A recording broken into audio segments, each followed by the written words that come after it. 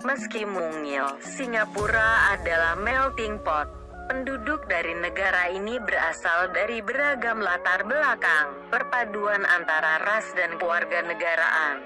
Perbedaan bukanlah sesuatu hal yang baru di sini. Tak heran, toleransi warganya sama tinggi dengan akulturasi budaya yang bisa dilihat dari bangunan bersejarahnya. Masjid Sultan adalah salah satunya.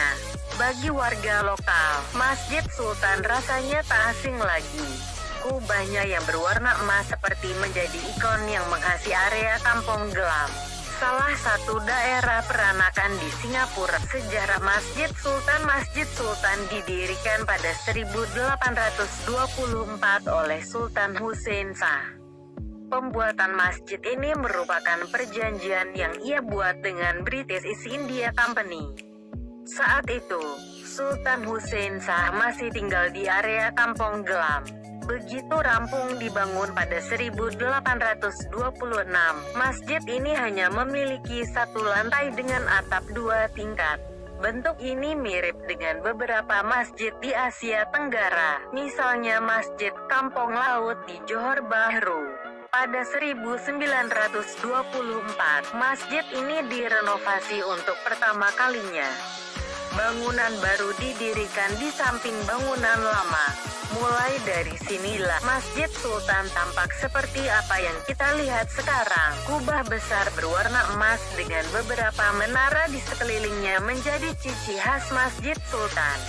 Faktanya, bagian dasar kubah masjid terbuat dari botol kaca yang didonasikan oleh umat muslim berpenghasilan rendah di negara ini. Semua lapisan masyarakat di Singapura turut berkontribusi dalam pembangunan masjid ini. Layaknya masjid pada umum, tulisan kaligrafi dan ukiran bernuansa Islami menghiasi bagian dalam masjid termasuk pada sisi mihrab. Motif bunga dan geometris menjadi penghias masjid yang sangat indah.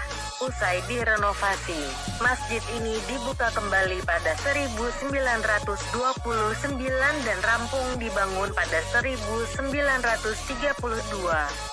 Bangunan asli masjid ini dinobatkan sebagai situs warisan sejarah oleh Dewan Pelestarian Monumen Bersejarah di Singapura pada 1975. Beberapa tahun belakangan, Masjid Sultan kembali direnovasi untuk memenuhi kebutuhan jamaah.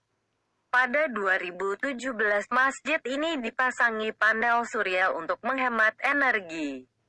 Bagi umat muslim dan semua warga Singapura, Masjid Sultan adalah bagian penting dari komunitas. Berbagai acara kerap digelar, mulai dari kajian, akad nikah, sampai bazar Ramadan. Lokasi Masjid Sultan ketika nanti berkunjung ke Singapura, jangan lupa mampir ke masjid indah ini. Lokasinya di 3 Muscat Street, Singapura 198.833, dari stasiun MRT Bugis. Berjalanlah sepanjang North Bridge Road selama 10 menit sampai Anda melihat kubah masjid menjulang indah. Bagi umat muslim yang berencana liburan ke Singapura, tak ada salahnya mengecek beberapa hotel yang menyediakan sarapan halal. Wilayah di Kenya, berdiri sebuah masjid yang bernama The Mosque of Jesus Christ Son of Mary, Masjid Yesus Kristus Putra Maria. Tampak dari sebuah papan nama masjid itu, juga ada sebuah tulisan Arab yang berbunyi, Masjid Isa bin Maryam. Diketahui, semua itu berawal dari perselisihan antara Asosiasi Muslim dan Gereja Seventh-day Adventist (SDA) atas kepemilikan sebidang tanah. Perselisihan yang diketahui telah berlangsung selama beberapa dekade. Akhirnya pada Oktober tahun 2020 setelah Pengadilan Tanah dan Lingkungan di Kisumu, Kenya, menyatakan bahwa sebidang tanah itu milik komunitas muslim.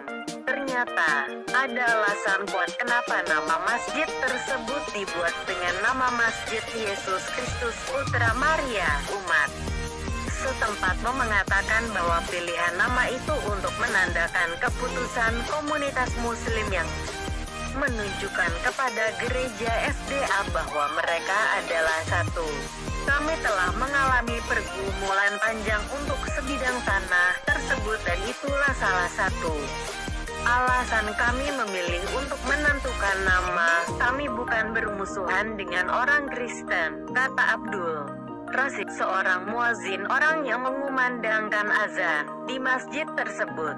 Rashid juga percaya penamaan itu mencatat bahwa Muslim juga percaya atau beriman pada Yesus dan bahwa dia adalah salah satu dari nabi bersama beberapa lainnya termasuk Nabi Muhammad SAW.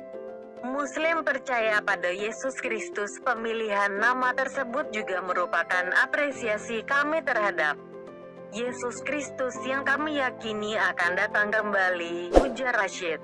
Rencana untuk membangun masjid permanen di tanah itu pun akan dilaksanakan dalam waktu dekat. Meski begitu, warga setempat diketahui telah membangun bangunan sementara untuk tempat mereka melaksanakan ibadah.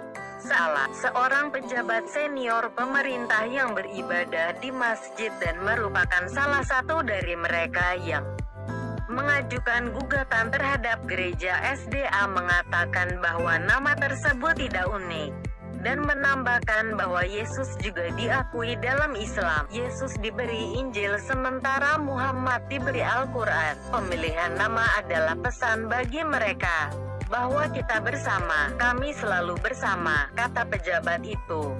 Seperti dikutip Standard Media, di kesempatan yang sama, beberapa warga Kristen di wilayah itu menyambut baik langkah tersebut dengan mengatakan bahwa pembangunan tempat ibadah itu akan menjadi sebuah simbol perdamaian di wilayah itu. Itu adalah sikap yang bagus. Saya pikir itu adalah indikasi kuat bahwa Muslim dan Kristen menganggap satu sama lain sebagai saudara dan saudari, kata Joseph Odiambo, seorang warga Kristen. Maluku viral di media sosial, sebab ada pemandangan yang tidak lazim dalam video tersebut. Di tengah perayaan Natal di sebuah gereja yang dilakukan umat Kristiani, ada sejumlah pemuda Muslim dan juga Muslimah yang sedang memainkan seni hadrah. Selama ini, seni hadrah identik dengan seni musik khas Islam yang lazim digunakan untuk mengiringi pembacaan salawat Nabi. Video tersebut diunggah pemilik akun @bardinu dengan dilengkapi penjelasan di bawah unggahan video. Kerukunan umat beragama di Ambon. Mantap, umat Kristiani Natalan. Pemuda Muslim ya hadrohan. Cuitnya dikutip Sindo News, Minggu, tanggal 27 Desember tahun 2020. Selamat Natal 2020. Rayakan dengan sederhana dan terus berbagi kasih. Unggahan video tersebut hingga Minggu pagi sudah dilihat lebih dari 6.500 kali. Warganet pun menyambut haru pemandangan langkah tersebut. Pemilik akun Edward atau Edward Siregar misalnya berkomentar, perayaan Natal di Ambon, umat Kristiani merayakan dan pemuda Muslim ya hadrohan, terharu. Ternyata kita benar-benar bersaudara, sebangsa dan setanah air. Terima kasih Tuhan Yang Maha Esa. Sementara pemilik akun @budiman Lai berkomentar, keren kali ya kalau dibikin pekan budaya agama. Jadi dari masing-masing agama bawain nyanyian atau tarian, terus diakhiri dengan kolaborasi bersama-bersama jadi satu tim buat nyanyi atau nari.